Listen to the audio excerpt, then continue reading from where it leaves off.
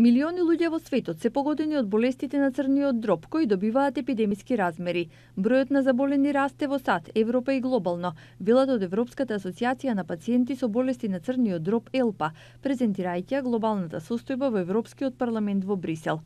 Председателот на ЕЛПА Марко Корењак за Гласот на Америка на македонски изјави дека информираноста и превенцијата се неопходни чекори за борба против болеста.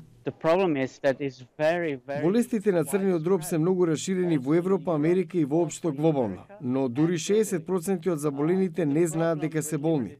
Тестирањата се прават во доцна фаза. Најзагрижувачка е состојбата со хепатитисот Б и С. Се собравме во Европската комисија за да преземеме заедничка акција за подигнување на свеста за ракот на црниот дроб.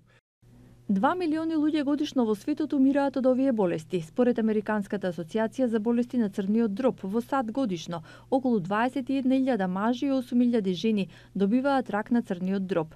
Причините за болеста се лош начин на живот, конзумирање мрсна храна и недоволно движење. Што можеме да сториме за кревање на свеста за болеста? Бидејќи факт е дека дури и меѓу докторите, како и во јавноста, не се знае доволно за црниот дроб. Многу средства се трошат на медицински третман, а тоа може да се спречи со подигање на свеста, рано диагностицирање и достапност на современите терапии. Лани на тоа кажавме и на средбата во Сан Франциско. Целта на Светската здравствена организација и Обединетите нации е до 2030 година да се елиминира вирусниот хепатитис и Европа мора да има обединет пристап, велат од ЕЛПА.